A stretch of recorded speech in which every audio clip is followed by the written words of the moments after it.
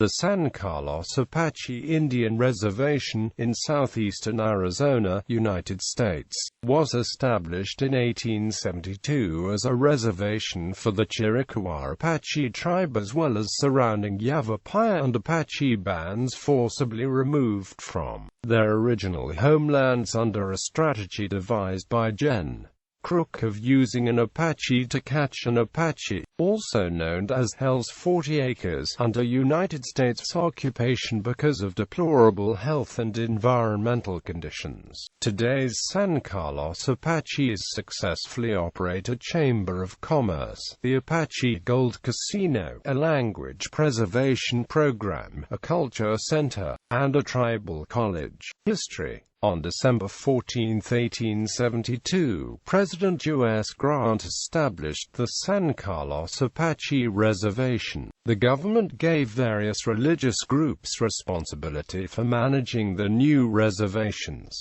and the Dutch Reformed Church was in charge of the San Carlos Apache Indian Reservation. The church chose John Clum, who turned down the position twice before accepting the commission as Indian agent for the San Carlos Apache Indian Reservation in the Arizona Territory on February 16, 1874. The U.S. Army showed both animosity toward the Indians and disdain for the civilian Indian agents. Soldiers and their commanding officers sometimes brutally tortured or killed the Indians for sport, while politicians in Washington, D.C. knew little about differences in tribal cultures, customs, and language. Politicians also ignored political differences and military alliances and tried to apply a one-size-fits-all strategy to deal with the Indian problem. As a result, tribal friends and foes were forced to live in close proximity to one another. Meanwhile, the Apaches were supposed to be fed and housed by the caretakers, but they rarely saw the federal money and suffered as a result. Clum arrived at the reservation on August 4, 1874. During his tenure at San Carlos, he struck a lifelong friendship with Escamizan, an Yavapai Apache chief, and persuaded many of the White Mountain people to move south to San Carlos. Clum won the Indians' confidence and the Apaches responded by turning in the weapons. The Apaches formed a tribal court to try minor infractions and joined the tribal police organized under Clum's command, which helped to form a system of limited Indian self-rule. The agent soon attracted 4,200 Apache and Yavapai Indians to the semi-arid reservation. The army bristled at Clum's actions because they prevented them from taking part of the funds that passed through the reservation. On April 21, 1877, Clum, along with 100 of his best Apache police, captured Geronimo at the Ojo Caliente Reservation in the New Mexico Territory. The U.S. Army, which had mounted intense efforts to track down and capture Geronimo, was seriously embarrassed by Clum's success. Indian Bureau administrators and U.S. Army commanders disliked Clum's methods and continually frustrated his efforts. Clum finally resigned, and the reservation's new administrators released Geronimo, resulting in more than 15 years of conflict across the American Southwest. Tribes consolidated. In March 1875, the government closed the Yavapai Apache Camp Verde Reservation and marched the residents 180 miles to the San Carlos Apache Indian Reservation. More than 100 Yavapai died during the winter trek. After the Chiricahua Apache were deported east to Florida in 1886, San Carlos became the reservation for various other relocated Apache and speaking groups. These included the Pinal Iotero of the northern Gila River area, the former San Carlos Apache bands Aravipa, Pinaualeno, Apache Peaks, and San Carlos proper, the former Canyon Creek, Carrizo Creek and Sebecu bands of the Sebecu Apache. Today the community Sebecu is part of the Fort Apache Reservation of the White Mountain Apache. historically with the communities Cedar Creek and Carrizo of the Chiricahua Apache territory, various bands of southern Tonto Apache, Sultan, some eastern White Mountain Apache, and the Lipan des Îles de l'Arche. By the early 1900s, Javapais were drifting away from the San Carlos Reservation and were requesting permission to live at the original Camp Verde Reservation. After the Indian Reorganization Act of 1934, the various Apache groups formed a government and became federally recognized as the San Carlos Nation.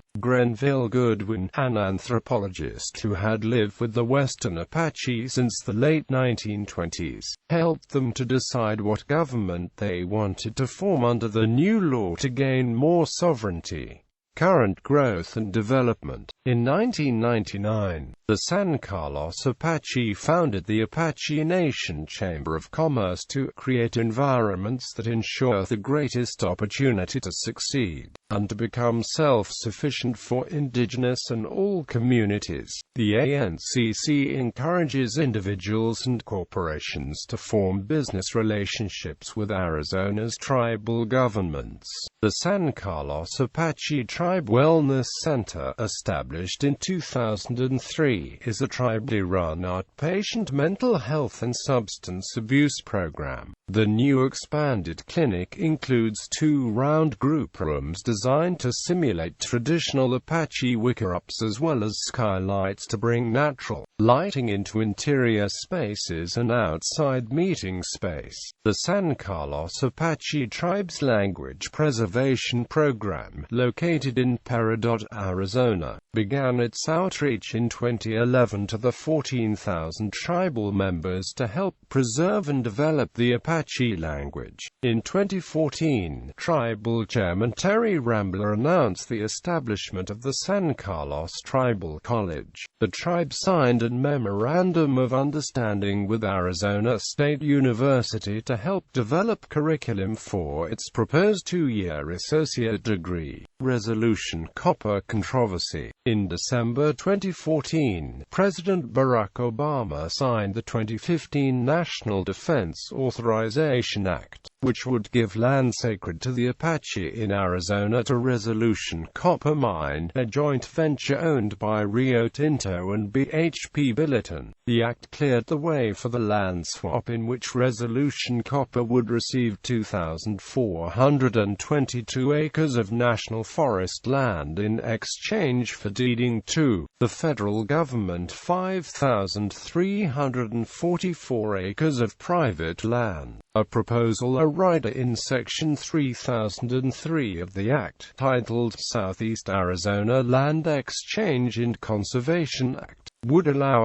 RCM to develop and operate an underground copper mine 7,000 feet deep in the publicly owned Tonto National Forest near Superior, Arizona. The mine would destroy an area set aside in 1955 by President Dwight D. Eisenhower that is sacred to the San Carlos Apache. The land contains more than 2,400 acres of the Oak Flat Campground, an area dotted with petroglyphs and historic and prehistoric sites, said former San Carlos Apache Tribal Chairman Wenceslao Nosey Sr. of the Act's attached rider. This is congressional politics at its worst, a hidden agenda that destroys human rights and religious rights. The San Carlos Apache tribe, under the leadership of Chairman Terry Rambler, has led a strong opposition to the RCM land exchange. Both the National Audubon Society in Tucson and the Grand Canyon chapter of the Sierra Club in Arizona, along with the National Congress of American Indians, have joined in the fight to Resolution's land grab. Native American groups and conservationists worry about the impact to surrounding areas, including the steep cliffs at Apache Leap. James Anaya, former United Nations Special Rapporteur on the Rights of Indigenous Peoples, said that without community and tribal support, Rio Tinto should abandon its Resolution copper mining project. United States Secretary of the Interior Sally Jewell said she was profoundly disappointed with the resolution copper provision, which has no regard for lands considered sacred by nearby Indian tribes. By January 2015, over 104,000 had signed a petition to President Obama, "We the People, Stop Apache Land Grab." Jody Gillette, Special Assistant to the President for Native American Affairs, quickly gave an official White House response, vowing that the Obama administration will work with Resolution Copper's parent company Rio Tinto to determine how to work with the tribes to preserve the sacred areas. In March 2016, the Oak Flat campground was listed on the National Register of Historic Places, while the designated site, which is identified by the National Register as the Chichil-Bildigatil Historic District, will not stop the Resolution copper mine. A federal agency must evaluate the project's effects on the property before taking action. Bills introduced in 2015 by Sen.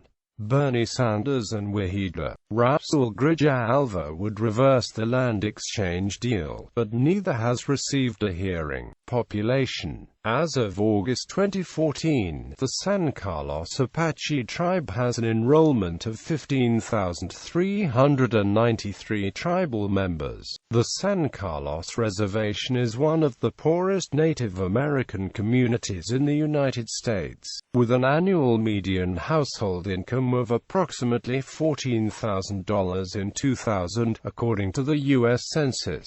About 60% of the people live under the poverty line, and 68% of the active labor force is unemployed. Geography. The San Carlos Apache Indian Reservation encompasses 1.8 million acres of land area in northern Graham, southeastern Gila, and eastern Pinal counties. The reservation's communities include Bylas, Gilson Wash, Peridot, and 7 Mile. The San Carlos Lake was formed by the construction of Coolidge Dam and is the second largest body of water in Arizona. The reservation is the 10th largest Indian reservation in land area, with desert, alpine meadows, and ponderosa pine forest. The Fort Apache Indian Reservation, which has a smaller land area, is directly north. Attractions. The San Carlos Apache Culture Center tells the stories and history of the Apache people. The Apache Gold Casino, owned and operated by the San Carlos Apache Nation, offers gaming, dining and lodging. The San Carlos Recreation and Wildlife Department offers hunting, fishing, boating, camping, bird watching, and nature study on the scenic 2,900 square mile reservation. Tribal permits available from a local convenience and sporting goods stores. Notable residents: Douglas Miles, artist and founder of Apache Skateboards; Mary Imtitler, a former reporter, anchor for the NBC TV affiliate in Phoenix; Chesley Gozian Wilson, actor and maker of the Apache violin.